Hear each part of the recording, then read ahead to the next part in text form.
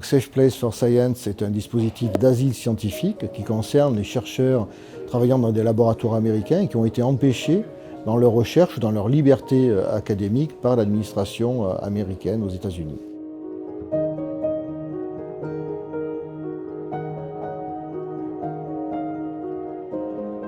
Il y a eu 600 candidatures, on accueille 31 collègues, 20 sont financés par Aix-Marseille Université via Safe Place for Science et 11 sont financés par Choose France, qui est le programme du gouvernement français. La manière dont on a travaillé avec le ministère, d'abord ça a été très proche, puisque dès que nous avons lancé ce dispositif, la première semaine, nous avons reçu la ministre de l'Éducation nationale et ensuite Philippe Baptiste, le ministre de l'Enseignement supérieur et de la Recherche, qui sont venus apporter très rapidement leur soutien à ce programme.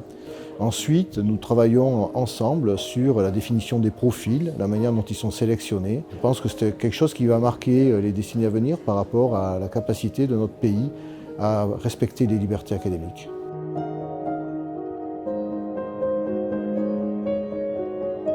Soit les jeunes chercheurs sont recrutés sur des contrats, on va dire CDD, mais en général, les profils que nous avons, ce sont des professeurs.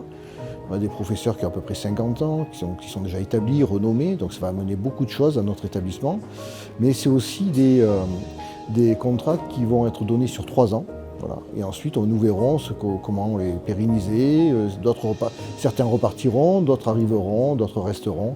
Donc on se donne vraiment du temps pour pérenniser et pour continuer ces actions. En tout cas, les collaborations ont vraiment des effets bénéfiques, puisqu'effectivement, quand nous recevons un chercheur, nous recevons le chercheur, mais aussi un environnement, les postdocs, les doctorants. Et donc c'est pour ça que ça va mettre en marche tout un écosystème.